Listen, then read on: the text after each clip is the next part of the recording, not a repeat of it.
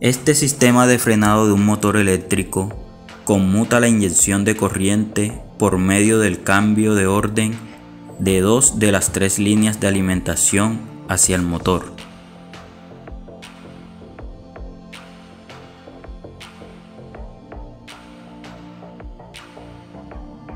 El freno en contracorriente está controlado por un temporizador que hará la desconexión al frenar el motor.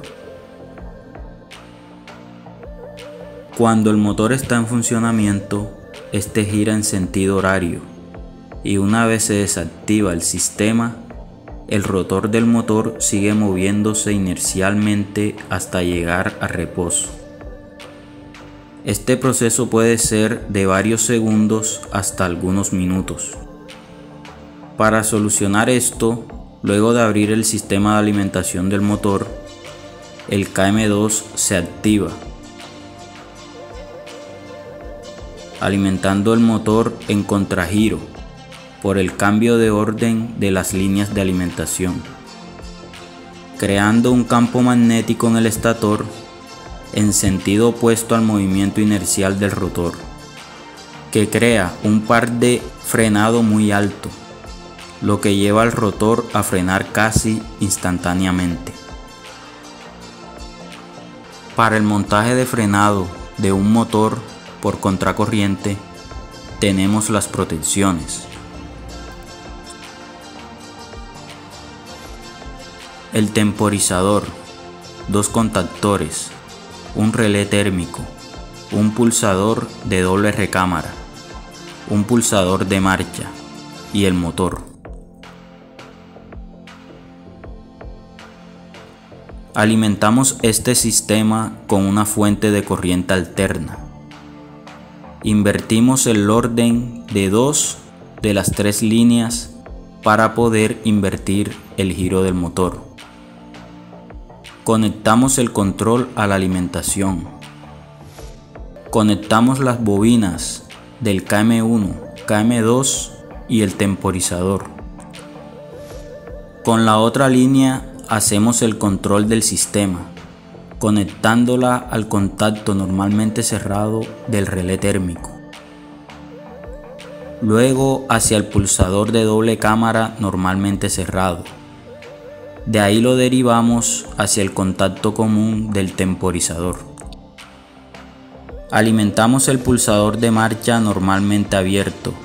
Este controlará la activación de la bobina del KM1 por medio de los contactos normalmente cerrados de enclavamiento del KM2. Luego conectamos el otro pulsador de marcha desde el contacto normalmente cerrado del temporizador y esta a su vez hacia el contacto normalmente cerrado del KM1 hasta llegar a la bobina del KM2. De esta misma conexión derivamos hacia la bobina del temporizador. Repasemos la conexión de manera secuencial. Con una de las dos líneas del control alimentamos una de las bobinas del KM1, KM2 y el temporizador. Luego con la otra línea alimentamos el circuito por medio del contacto normalmente cerrado del relé térmico hacia el pulsador de paro y hacia el contacto común del temporizador. Aquí tomamos la primera ruta que activará la bobina A2 del KM1 por medio del pulsador de marcha, pasando por los contactos normalmente cerrados del KM2 hasta llegar a este. La segunda ruta activará la bobina A2 del KM2 y sale del contacto normalmente cerrado del temporizador, pasando por el pulsador de marcha de doble cámara hacia los contactos normalmente cerrados del KM1 hasta llegar a dicha bobina. Por último conectamos la bobina A1 del temporizador. Ahora veremos el funcionamiento de este sistema. Primero activamos los disyuntores de fuerza y control. Luego presionamos el pulsador de marcha S2 Se activa el KM1 y el motor empieza a funcionar.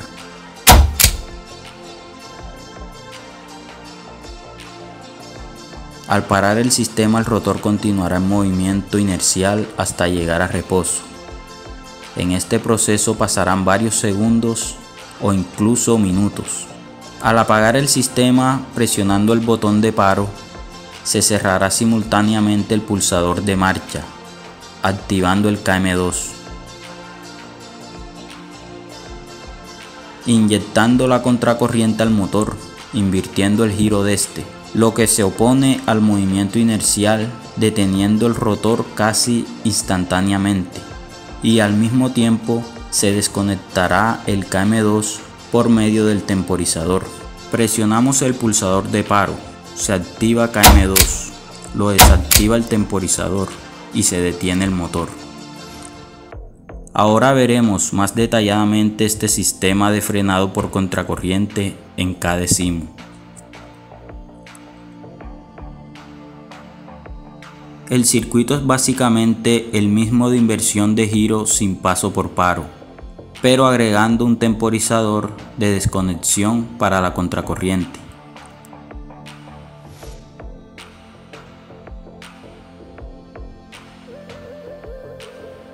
Por aquí vemos el circuito de fuerza y el circuito de control.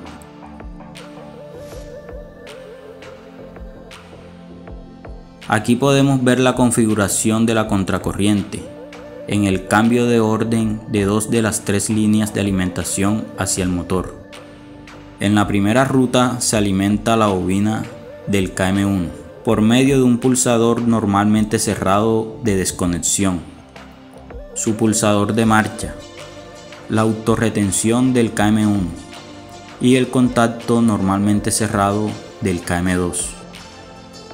Por la otra ruta hacia el KM2 se alimenta a través del contacto normalmente cerrado del temporizador hacia el pulsador de marcha, que tiene la misma referencia S1 del pulsador de paro, ya que son un solo pulsador de un solo tiro con dos contactos, normalmente cerrado y normalmente abierto. La autorretención del KM2, el contacto normalmente cerrado del KM1 y la bobina del temporizador. Veamos la simulación.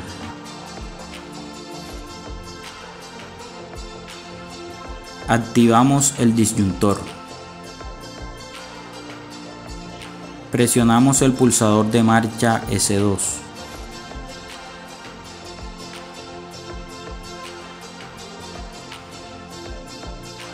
Vemos que enciende el motor, se activa el KM1 y se queda enclavado por medio de su autorretención. Se abre el contacto normalmente cerrado de enclavamiento para que el KM2 no se active mientras esté energizado el KM1.